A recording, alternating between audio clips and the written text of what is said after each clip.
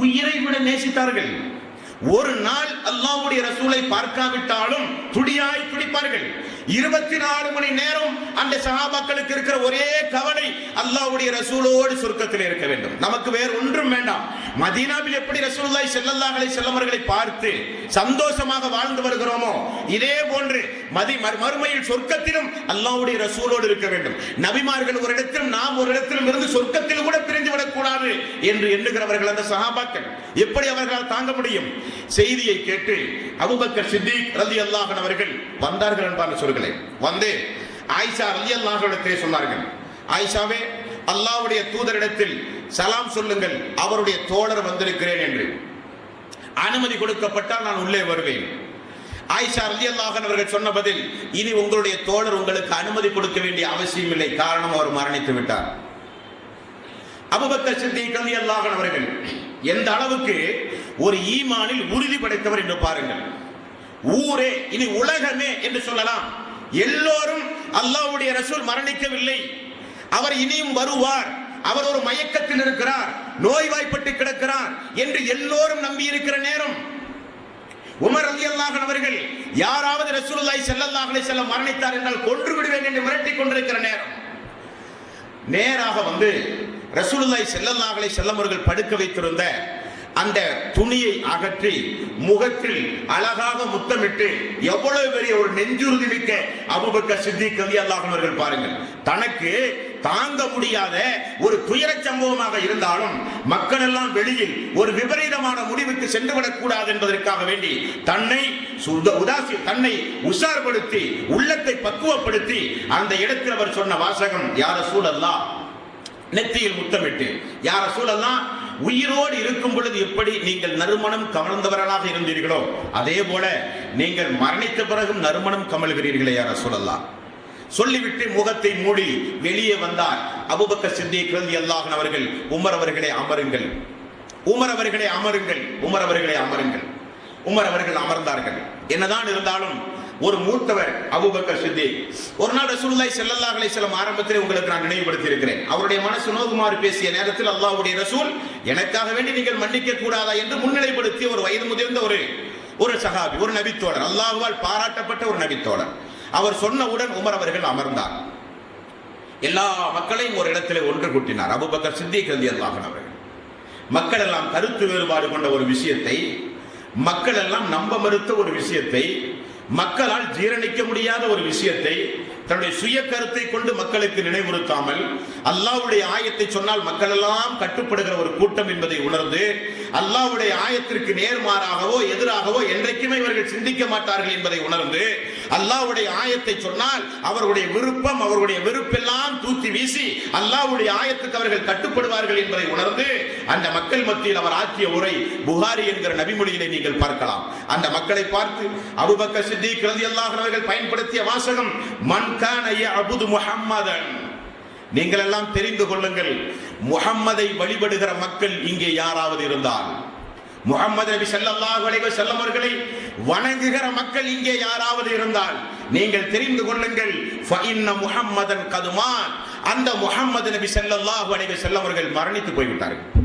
ஒரே அறிவிப்பு, ஒரு அறிவிப்புக்கு முன்னால் அவர் பயன்படுத்திய வாசகம், நீங்கள் அல்லாஹுவை வணங்குகிற மக்களாக இருந்தால் அல்லாஹ்வுக்கு தான் மரணம் கிடையாது, நீங்கள் முஹம்மதை வணங்குகிற மக்களாக இருந்தால் முஹம்மது வணக்கத்திற்குரியவர் அல்ல, முஹம்மது மரணித்து விட்டார். மேலும் தொடர்ந்து சொல்கிறார், வமன் கான யஅபுதுல்லாஹ், அல்லாஹுவை வணங்குகிற மக்கள் இங்கே யாராவது உண்டுமானால் நீங்கள் தெரிந்து கொள்ளுங்கள், ஃபஇன்னல்லாஹ ஹய்யுன் லா யமூத், அவன்தான் மரணிக்காதவன். இந்த அல்லாஹ்வுடைய ரசூல் மரணித்து விட்டார்கள் என்ற ஒரு செய்தியை எடுத்துச் சொல்லி அதே இடத்தில் உடனடியாக 39வது அத்தியாயத்தின் 30வது வசனத்தை மக்கள் மன்றத்தில் ஓதி காட்டினார்கள். இன்னக மையித்துன் வ இன்னஹும் மையித்தூன், நபியே நீங்களும் மரணிக்கக்கூடியவர்கள் அவர்களும் மரணிக்கக்கூடியவர்கள் என்கிற ஆயத் உங்களுக்கு நினைவில்லையா? ஞாபகப்படுத்தினார்கள் அந்த மக்களுக்கு. அல்யௌம அக்மல்து லக்கும் தீனக்கும் வ அத்மம்து அலைக்கும் நிஅமதி வ ரலீது லக்கும் அல் இஸ்லாம தீனா, எந்த மார்க்கம் முழுமை அடைந்ததாக தூதரின் மூலம் அல்லாஹ் சொன்னானோ அந்த மார்க்கத்தினுடைய வேத வரிகளை அந்த மக்களுக்கு எடுத்து சொன்னார்கள். நபியே, நீங்களும் ஒரு கட்டத்தில் மரணிக்கக்கூடியவர்கள், அவர்களும் மரணிக்கக்கூடியவர்கள் என்பதை ஓதி தொடர்ந்து அந்த மக்களுக்கு 3வது அத்தியாயத்தில் 144வது வசனத்தை தொடர்ந்து ஓதி காட்டினார்கள். வமா முஹம்மதுன் இல்லா ரசூல், இந்த முஹம்மது அல்லாஹ்வுடைய ரசூலே தவிர வேறொன்றும் கிடையாது. கத் ஹலத் மின் கப்லிஹி ருசுல், இந்த தூதர் கொல்லப்பட்டு விட்டாலோ, இந்த தூதர் இறந்து போய்விட்டாலோ, நீங்கள் என்ன அஃபைன் மாத்த அவ் குத்திலன் கலபுத்தும் அலா அகாபிக்கும், இவர் அல்லாஹ்வுடைய ரசூலை தவிர வேறொன்றும் கிடையாது. இவர் ஒரு முஹம்மது. இவருக்கு முன்னால் நிறைய ரசூல்மார்கள் தூதர்மார்கள் வந்து போனார்கள். அதே போல ஒரு தூதர் இவர் இறந்தாலோ அல்லது கொல்லப்பட்டாலோ நீங்கள் என்ன இந்த மார்க்கத்தை விட்டு தடம்புரண்டு சென்று விடுவீர்களா என்று அல்லாஹ் கேட்கிற இந்த ஆயத்தை ஓதியவுடன் உமர் ரலியல்லாஹு அன்ஹு அவர்கள் சொல்கிறார்கள், அப்பொழுதுதான் அந்த ஆயத் எங்களுக்கு மதீனாவில் இறங்கியதை போல் இருந்தது, நாங்கள் எல்லாம் அந்த ஆயத்தை மறந்தவர்களாக இருந்தோம் என்று சொல்லி உமர் அவர்கள் மயக்கமுற்றி கீழே விழுந்தார். உமர் அவர்களை பார்த்து அபூபக்கர் சித்திக் ரலியல்லாஹு அன்ஹு அவர்கள் சொன்னார்கள், அல்லாஹ்வுடைய ஒரு ஆயத்தை ஒரு மனிதன் நிராகரித்தாலும் அவனை எதிர்த்து நான் போர் செய்வேன்.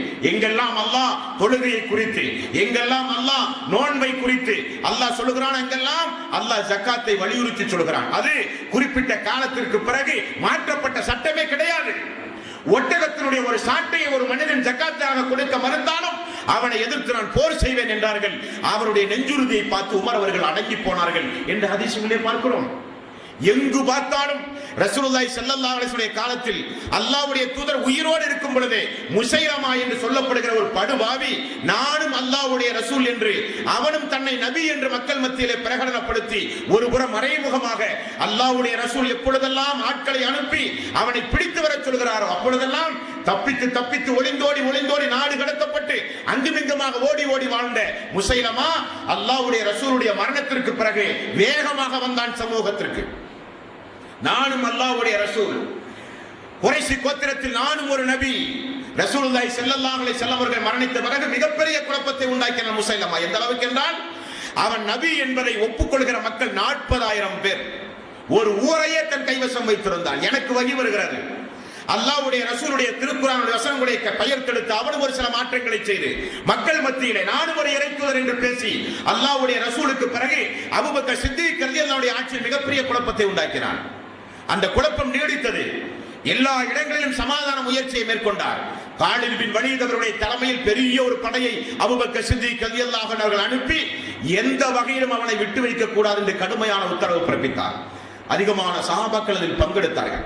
700 சஹாபாக்கள் தன்னுடைய உயிரை அதற்காக வேண்டிய அந்த போரிலே உயிரை நீத்து ஷஹீதானார்கள்.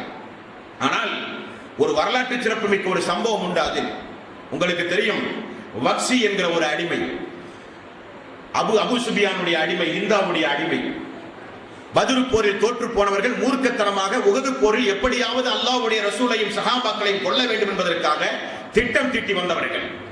உஹது போர்க்களத்தில் வக்சிக்கு கொடுக்கப்பட்ட பொறுப்பை எப்படியாகிலும் உன்னுடைய குறி ஹம்சா அவர்களை கொல்ல வேண்டும், அது உன்னுடைய டியூட்டி. கடுமையான பயிற்சி இரவு பகலாக எடுத்து உஹது போர்க்களத்தில் ஹம்சா அவர்களை கொன்றான். ஹம்சா அவர்களுடைய கொலை சம்பவத்தை ரசூலுல்லாஹி ஸல்லல்லாஹு அலைஹி வஸல்லம் உஹது போர்க்களத்தில் போர் முடிந்து எல்லோரும் எதிரிகள் சென்ற பிறகு ஒவ்வொரு மக்களையும் பார்த்து வருகிற பொழுது முஸஅப் ரலியல்லாஹு அன்ஹு அவர்களை பார்த்து அல்லாஹ்வுடைய ரசூல் தேம்பி அழுதார். ஹம்சா ரலியல்லாஹு அன்ஹு அவர்களை பார்த்து தாங்க முடியாத துயரத்தோடு ரசூலுல்லாஹி ஸல்லல்லாஹு அலைஹி வஸல்லம் அவர்கள் சொன்னார்கள், பூமியில் இனி இதற்கு பிறகு எனக்கு ஒரு கஷ்டமே கிடையாது, அந்த அளவுக்கு எனக்கு மனவேதனை என்னுடைய ஹம்சாவுடைய உடலை பார்த்து. காரணம், இந்த வக்சியால் கொல்லப்பட்டு ஹிந்தா என்கிற பெண்மணி உடல் உறுப்புகளை எல்லாம் சிதைத்து காதுகளை, மூக்குகளை, கண்களை எல்லாம் தோண்டி கோரமாக இறந்து கிடக்கிறார்கள் ஹம்சா ரலியல்லாஹு அன்ஹு அவர்கள். மக்காவுடைய வெற்றி, இஸ்லாமிய சாம்ராஜ்யம் உஹது போருக்கு பிறகு கொடூரமாக கொல்லப்பட்ட எதிரிகளை எல்லாம் சஹாபாக்கள் உன்னிப்பாக பார்த்து வந்தார்கள். மக்கா வெற்றிக்கு பிறகு எல்லோரும் இஸ்லாமிய மார்க்கத்தை தழுவும் பொழுது இந்த வக்சியும் இஸ்லாமிய மார்க்கத்தை தழுவ வேண்டும் என்று விரும்பினார். ஆனால் சஹாபாக்களுடைய கண்களை விட்டு மறைந்து வாழ்ந்திருந்தார். அபு சுபியானுடைய மனைவி ஹிந்தா, அவருடைய அடிமை இந்த வக்சி இஸ்லாமிய மார்க்கத்தை மக்கா வெற்றிக்கு பிறகு தழுவினார். முகத்தை மறைத்துக் கொண்டு கூட்டத்திற்கு மத்தியில் யாருக்கும் தெரியாமல் வந்து அல்லாஹ்வுடைய ரசூலுக்கு பக்க அருகிலே வந்து அல்லாஹ்வுடைய ரசூல் நான் இஸ்லாத்தை தழுவினேன் என்றார்கள். இஸ்லாத்தின் தலைவர்கள் ஒன்றும் செய்ய முடியாது. சஹாபாக்கள் எல்லாம் பார்த்தார்கள், இவர் வக்சி முகத்தினுடைய துணியை அகற்றுகிறார், பார்த்தார் வக்சி. ரசூலுல்லாஹி ஸல்லல்லாஹு அலைஹி வஸல்லம் இஸ்லாத்தை ஏற்றுக்கொண்ட பிறகு, அல்லாஹ்வையே ஒப்புக்கொண்ட பிறகு, இணை வைத்தலில் இருந்து மீண்ட பிறகு, ஏகத்துவம் என்று சொல்லி தௌஹீதான பிறகு, தௌஹீத் சகோதரனான பிறகு என்னதான் செய்ய முடியும்? அல்லாஹ்வே எல்லா பாவங்களையும் மன்னித்தால் மன்னிக்க முடியாதவன், மன்னிக்க கூடாது என்று சொல்வதற்கு நாம் யார்? ரசூலுல்லாஹி ஸல்லல்லாஹு அலைஹி வஸல்லம் அவர்கள் சொன்னார்கள், வச்சியே இஸ்லாத்தை தழுவியது இருக்கட்டும், என்னுடைய தோழர் ஹம்சாவை எப்படி கொண்டீர் சொல்லுங்கள் என்றார். நடந்த சம்பவத்தை சொன்னார். ரசூலுல்லாஹி ஸல்லல்லாஹு அலைஹி வஸல்லம் அவர்கள் சொன்னார்கள், என்னால் தாங்க முடியவில்லை, நீங்கள் முடிந்த வரை என் கண் முன்னால் நடமாடுவதை தவிர்த்துக் கொள்ளுங்கள். என் கண் முன்னால் நடமாடுவதை தவிர்த்துக் கொள்ளுங்கள். நீங்கள் என்னுடைய சகோதரன், நீங்கள் என் கண் முன்னால் நடமாடும் பொழுது எனக்கு என்னுடைய ஹம்சாவுடைய ஞாபகம் வருகிறது. என் கண் முன்னால் நடமாடாதீர்கள், நீங்கள் என்னை முடிந்தவரை என்னுடைய கண் எதிரே வராதீர்கள் என்று ரசூலுல்லாஹி ஸல்லல்லாஹு அலைஹி வஸல்லம் அவர்கள் சொன்னார். அது வக்சிக்கு மிகப்பெரிய ஒரு தாக்கத்தை உண்டாக்கியது. என்னதான் இருந்தாலும் ஒரு மக்கத்து பெருகிதியில் நம்மோடு வாழ்ந்த, நமக்கு பல உபகாரங்களை செய்த அந்த குடும்பத்தில் இருக்கிற ஹம்சாவை இப்படி நாம் கொன்று விட்டோமே, அதற்கு ஏதாவது ஒரு பழிக்கு பழி, ஒரு சரியான ஒரு பரிகாரம் இந்த இஸ்லாத்தில் இருக்கிற நாம் செய்தே ஆக வேண்டும் என்று எதிர்பார்க்கிற அந்த வக்சிக்கு அருமையான ஒரு வாய்ப்பு இந்த முசைலமா கிடைத்தான்.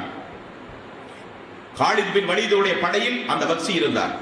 வக்சியுடைய ஒரே குறிக்கோள் முசைலமாவை கொல்லாமல் இந்த இடத்திலே இருந்து நகரக்கூடாது. ஹம்சா அவர்களை கொன்று ஒரு பழிக்குற்றம் நம் மீது சுமத்தப்பட்டிருக்கிறது, அந்த கரை நீக்கப்பட வேண்டும், இஸ்லாத்திற்கு மிகப்பெரிய ஒரு நன்றி கடன் நான் செலுத்தியாக வேண்டும் என்பதற்காக வேண்டி கூட்டத்தில் புகுந்து குறிவைத்து முசைலமாவையே பின்தொடர்ந்து சென்று முசைலமாவை தாக்கி அவருடைய உயிரை கொண்டு பறித்தார் வக்சி.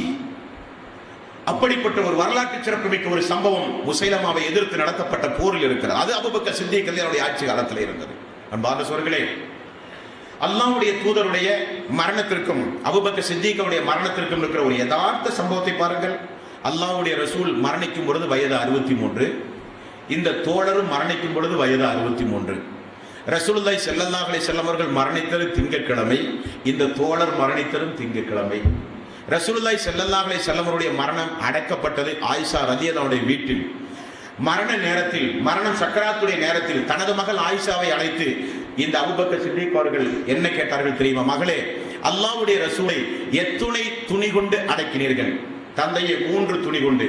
நம்முடைய வீட்டில் எனக்கு கபனாக எத்தனை துணி உண்டு? 2 துணி உண்டு. அப்படியானால் ஒரு துணி காசு கொடுத்து வாங்கி வாருங்கள், 3 துணியோடு என்னை நீங்கள் அடக்குங்கள், கபன் செய்யுங்கள்.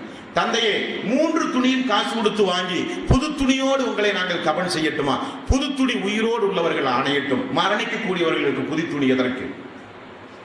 அல்லாஹ்வுடைய ரசூல் என்ன கிழமை மகளை மரணித்தார்? திங்கட்கிழமை. அல்லாஹ்வே எனக்கும் திங்கட்கிழமையை மரணித்தாயா அல்லாஹ். அபூபக்கர் சித்திக் அவருடைய துவா, மகளே, நான் மரணித்தால் என்னுடைய தோழரும் அல்லாஹ்வுடைய ரசூலும் நம்முடைய வீட்டில் அடக்கப்பட்டிருக்கிறாரே, அதற்கு பக்கத்தில் தான் என்னை நீங்கள் அடக்க வேண்டும். உங்களுக்கு சம்மதமா? சம்மதம் தந்தையே. ரசூலுல்லாஹி ஸல்லல்லாஹு அலைஹி வஸல்லம் எங்கே அடக்கப்பட்டாரோ அந்த இடத்தில் அபூபக்கர் சித்திக் ரலியல்லாஹு அன்ஹு அவர்கள் 63வது வயதில் திங்கட்கிழமை மக்ரிபுக்கு பிறகு மரணித்தார். அல்லாஹ்வுடைய ரசூலுக்கு பக்கத்திலே கொண்டு போய் ஆயிஷா ரலியல்லாஹுடைய வீட்டில் அடக்கம் செய்தார். இன்னா லில்லாஹி வ இன்னா இலைஹி ராஜிஊன். அன்பார்ந்த சகோதரர்களே, அல்லாஹ் திருக்குர்ஆனில் சஹாபாக்களை குறித்து நிறைய சிறப்பித்து நிறைய வசனங்களை சொல்கிறான். சஹாபாக்களுடைய வரலாறுகளை எல்லாம் இமாம்கள் மிகப்பெரிய சிரமப்பட்டு பாதுகாத்து நம்முடைய கையிலே தந்திருக்கிறார்கள். இந்த உரையெல்லாம் எதற்காக வேண்டி என்றால், ஒரு உருக்கத்திற்காக வேண்டியோ, இந்த புனிதமிக்க ரமலானுடைய மாதத்தில் எப்படியோ நேரம் போக வேண்டும் என்பதற்காக வேண்டியோ அல்ல.